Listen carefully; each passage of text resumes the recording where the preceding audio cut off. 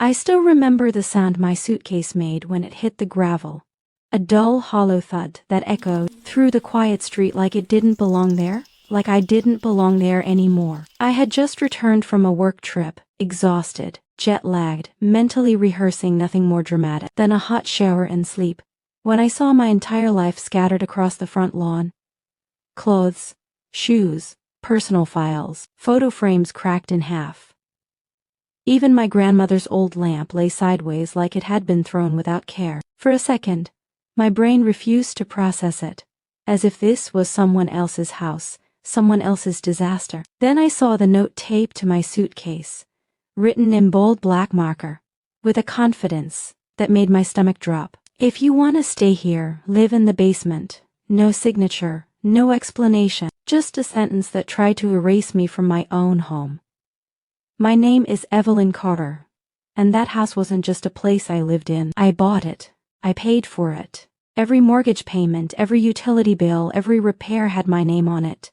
The deed was mine, but the people who had written that note didn't care about legality or truth. They cared about control. While I was gone, they had decided who I was allowed to be in my own space. My stepmother, Linda, my stepbrother Mark, and his wife, Chloe, had moved in temporarily months earlier, or so they said. Just until we get back on our feet, Linda had promised, her voice soaked in fake warmth. I believed her. That was my mistake. I stood there for a long time, neighbors pretending not to stare, my hands shaking as I picked up the note and read it again, hoping it would change. It didn't. The locks had already been changed. I tried my key anyway. Nothing. I knocked. No answer. I rang the bell. Silence. That's when I realized this wasn't a misunderstanding. This was a takeover. I could have screamed. I could have called the police right then. But something colder, sharper, and far more dangerous settled inside me instead. I smiled. Not because I was okay, but because I understood something they did I had options they did know about. So I packed my things back into the suitcase, piece by piece, slowly, deliberately, like I wasn't defeated. I walked around the side of the house, down the narrow path that led behind the garage, to a door none of them even remembered existed. Years ago, before my father died, we had quietly converted the old storage unit behind the property into a fully legal, self-contained apartment. Separate entrance, separate utilities, separate address. It was my secret, not because I was hiding it, but because I never needed to explain myself to anyone. Until now. That night, while they slept comfortably upstairs in what they thought they had stolen, I moved into my hidden apartment and opened my laptop. One by one, I canceled every payment connected to that house that was legally required to stay in my name. Electricity, internet, streaming services, water add-ons, landscaping, cleaning services. Even the premium cable package Mark loved so much. I forwarded my mail. I redirected deliveries. I froze shared accounts. I did touch the mortgage not yet. I wanted everything clean, quiet, strategic. The next morning, chaos erupted. Linda was the first to pound on the basement door, her voice shaking with rage masked as authority, demanding to know why the power kept flickering, why the internet was gone, why her phone could connect to the home network. I let her knock. I made coffee. I sat at my small kitchen table and listened to every frustrated sound like music. When I finally opened the door, I looked calm, rested, unbothered. That scared her more than anger ever could. I thought you said I could stay in the basement, I said softly, holding up the note. So I did. Her face twisted, realizing for the first time that she hadn't won anything. She had only started something she could control. Weeks passed, then months. They struggled. Bills piled up. Arguments grew louder. Mark tried to intimidate me. Chloe tried manipulation. Linda tried guilt. None of it worked. I documented everything. Every threat. Every demand. Every attempt to force me out of my own property. And when they finally stopped talking to me altogether, I knew the real panic had begun. 6 months later, on a quiet afternoon, I heard unfamiliar voices outside my apartment door.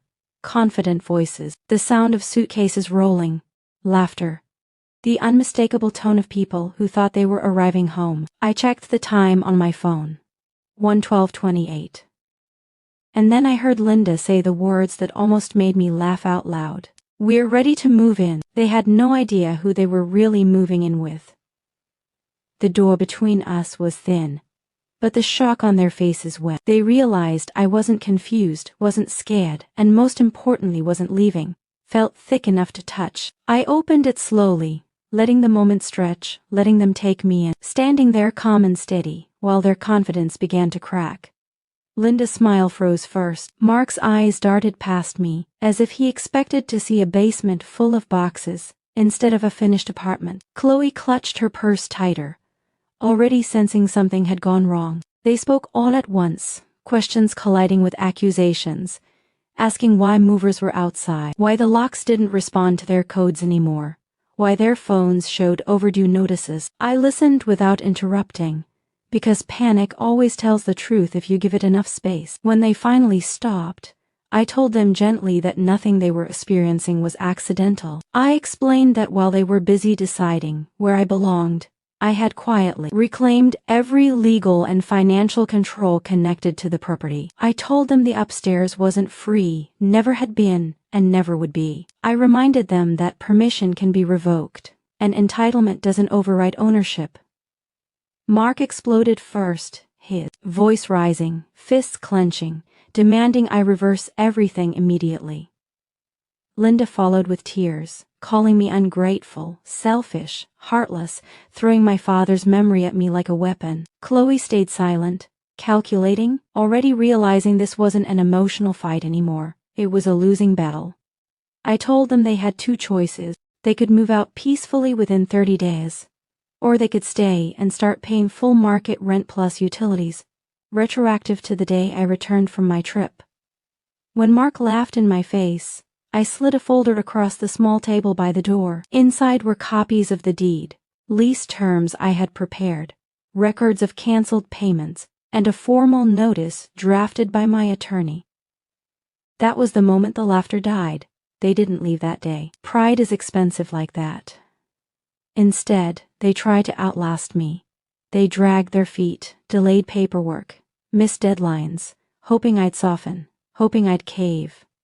But I had already lived 6 months without them. I could live longer. The house upstairs began to feel smaller to them as bills returned one by one under my control. Water pressure dropped to basic limits, heating schedules changed, and every luxury they'd taken for granted disappeared. They argued louder. Neighbors noticed. Complaints were filed, and every single one landed on my desk, not theirs.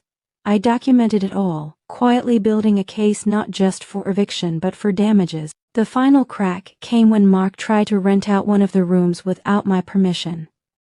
The tenant showed up confused, deposit receipt in hand, and that's when the police were called. I arrived after them, calm as ever, ownership documents ready. Mark tried to spin the story, tried to paint me as the unreasonable one, but facts don't bend for volume. The officer listened, nodded, and turned to Mark with a look that told him this was no longer a family dispute. It was a legal one. Chloe started crying then. Real crying.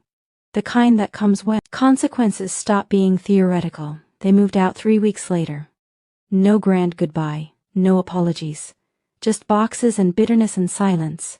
I watched from my apartment window as they left the keys on the counter like a defeated offering. The house felt different after that. Quieter. Lighter. I took my time before moving back upstairs, repainting walls, changing furniture, reclaiming space not just physically but emotionally. Some rooms needed more than cleaning. They needed memory replaced with intention. Months later, when I finally sat in the living room again, sunlight cutting across the floor just like it used to, I realized something important. This wasn't about revenge. It was about boundaries, about knowing your worth before someone else decides it for you. I kept the apartment behind the garage, not as a secret anymore, but as a reminder. Power doesn't have to be loud. Sometimes it just waits patiently while others underestimate it. And the note they left me that first day? I framed it. Hung it in my office, not as a scar but as proof. Because the moment they tried to put me in the basement was the moment I learned exactly how high I could rise. The quiet didn't last as long as I thought it would. because peace has a way of attracting people who believe they deserve a second chance without earning it. 3 months after they left, just as I had settled fully back into the upstairs space and turned the apartment behind the garage into a private studio, my phone rang with a number I hadn't saved but recognized instantly. Linda's voice came through softer than I remembered, worn down, careful, every word chosen like she was walking on glass. She said life had been hard, that Mark had lost his job, that Chloe was pregnant, that family should forgive and forget. I let her talk. I always let people talk when they think they're winning me back. When she finally paused, waiting for reassurance, I told her calmly that forgiveness and access were not the same thing. I said I wished them well and hung up before she could respond. That should have been the end. It wasn't. 2 weeks later, I came home to find a moving truck parked across the driveway, not unloading. Waiting, Linda stood near the curb with a clipboard, wearing a smile so forced it looked painful, as if confidence alone could rewrite reality. Mark leaned against the truck, arms crossed, pretending not to care. Chloe sat in the passenger seat, eyes avoiding mine. They had shown up again, unannounced, convinced that time and guilt would do what intimidation couldn't. Linda announced they were ready to move back in, as if the house had been holding its breath without them. I didn't raise my voice. I didn't argue. I simply told them they were trespassing and asked the driver why he was still there. When he said he was waiting for confirmation, I showed him the property documents on my phone and explained that no one but me had permission to occupy the premises. He apologized and pulled away slowly, the truck disappearing down the street along with the illusion that they still had power. That was when Mark snapped. He accused me of destroying the family, of turning my back on blood, of being cold and calculating. And for the first time, I told him the truth without softness. I told him that blood doesn't justify theft, that family doesn't get to rewrite boundaries, and that entitlement ends where ownership begins. I told Linda that my father trusted me because I respected responsibility, not because I allowed myself to be used. I told Chloe that motherhood deserves stability, not shortcuts built on someone else's foundation. None of them had answers, because excuses collapse when they meet facts. They left again, this time furious instead of defeated. I thought that would be the end. It still wasn't. What they tried next was quieter and more dangerous. Complaints to the city, anonymous reports, claims about illegal modifications and zoning violations, inspector, started showing up unexpectedly. Each time I welcomed them in, handed over permits, receipts, compliance records. Everything was legal. Everything was documented. Every attempt to corner me turned into another reminder of how prepared I was. The inspector on the third visit actually smiled and told me I was one of the most organized homeowners he'd seen.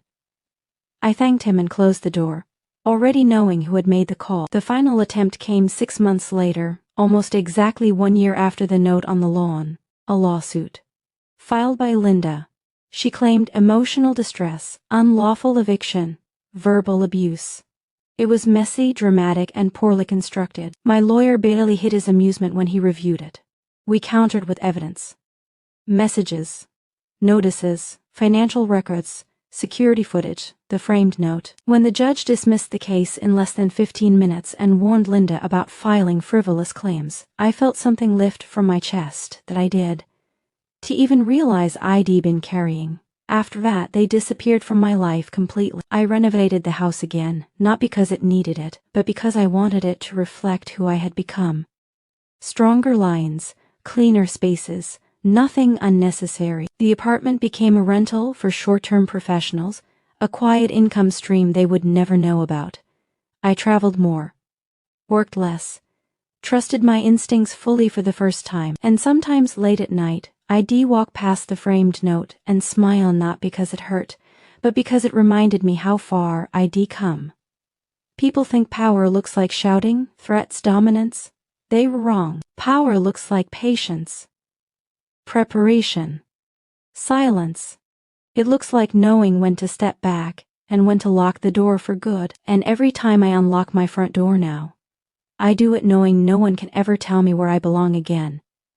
A year later, on the exact anniversary of the day I found my life dumped on the lawn, I stood in the driveway holding a cup of coffee, watching sunlight hit the windows just right, and I realized something strange had happened without me noticing. I wasn't angry anymore. Not numb. Not hardened. Just clear. The house no longer felt like a battlefield or a trophy or proof of survival. It felt like a home again, but on my terms, shaped by choices instead of reactions. That was when I understood the real victory wasn't forcing them out, or winning legally, or watching their plans collapse. The real victory was that I no longer needed them to lose in order for me to feel whole. Then life did what it always does when you think a chapter is closed. It tested the lesson. I was invited to a small community fundraiser downtown, nothing fancy, just a local event supporting housing initiatives. I went without thinking much of it, dressed simply, blending into the crowd. Halfway through the evening, while listening to a speaker talk about dignity and stability, I noticed Linda sitting 3 rows ahead of me. She looked smaller somehow. Older. Mark wasn't there. Chloe wasn't either. Just her. Alone.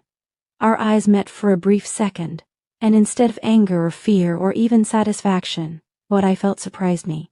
Neutrality. Complete emotional silence. She looked away first. After the event, she approached me slowly, carefully, like someone walking toward a door they weren't sure would open. She didn't apologize. Not directly. She said life hadn't turned out the way she expected. She said she finally understood that entitlement feels like security until it collapses. She asked how I was doing. I told her the truth. I said I was well. She nodded, like that answer carried more weight than anything else I could have said. When she asked if there was ever a chance we could be family again, I paused longer than she expected. Then I told her something that ended the conversation gently but firmly. I said family requires respect before closeness and boundaries before forgiveness. And some doors, once closed, don't reopen. They simply teach you which direction to walk next. I left her standing there, not defeated, not forgiven, just informed. Weeks later, I received an offer on the house, a number far higher than I ever imagined. I didn't accept it right away. I walked through every room one last time, touching walls that once heard shouting and now only echoed quiet. I thought about the girl I was before the note, before the basement demand, before the fear. Then I accepted the offer without hesitation. Not because I was running away, but because I didn't need to stay anchored to a place to prove I belonged. I moved to a smaller home closer to the city, bright and open, with windows that faced the morning sun. I kept the framed note. Not on the wall this time, but in a drawer. Not as a reminder of pain, but as evidence of growth. Sometimes I take it out and read it, and it feels like something that happened to someone else, someone who didn't yet know her strength. People ask me now how I stayed so calm through everything, how I didn't break, how I didn't become bitter. I tell them the truth. I did break. Quietly. Privately. But I rebuilt with intention.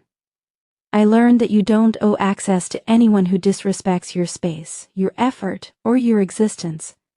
I learned that silence can be a strategy, preparation can be protection, and self-respect is the strongest lock you'll ever install. And if there's one thing I know for sure now, it's this. The moment someone tells you to live in the basement of your own life is the moment you start planning how to rise above the entire house. Years passed, and the story became something I carried lightly. Like a scar that no longer ached, but still reminded me where I'd been. I stopped telling it as a warning and started telling it as a lesson. Usually when someone sat across from me describing a situation that felt wrong but familiar, when their voice trembled between loyalty and fear, I would listen, the way I once needed someone to listen to me, and I'd say softly that love without respect is just a different kind of eviction. Some nodded, some weren't ready to hear it yet. That was okay. Timing matters with truth. One evening, long after the house had been sold, and my life had settled into a rhythm that felt genuinely mine, I received a message from an unfamiliar number. It was Mark. Short, careful, no anger left in it. He said Chloe had given birth to a daughter. He said life had been humbling. He said he finally understood what I meant about boundaries, though it had taken losing everything he thought he was entitled to. He did to ask for help. He did to ask for forgiveness. He just said he hoped I was happy.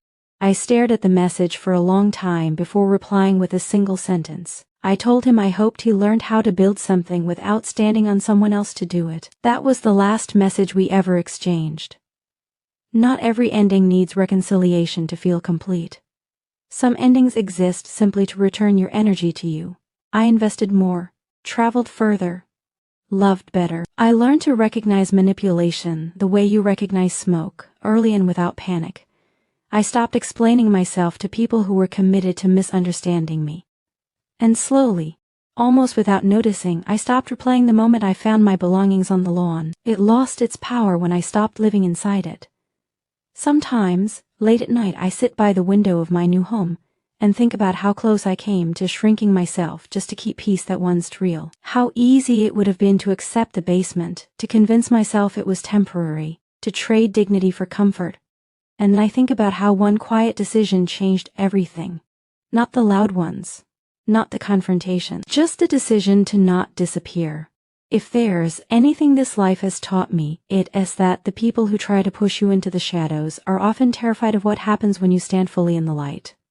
And the most powerful thing you can ever do isn't revenge or resistance. It's ownership of your space, of your choices, of your worth. Because no one gets to tell you where you belong.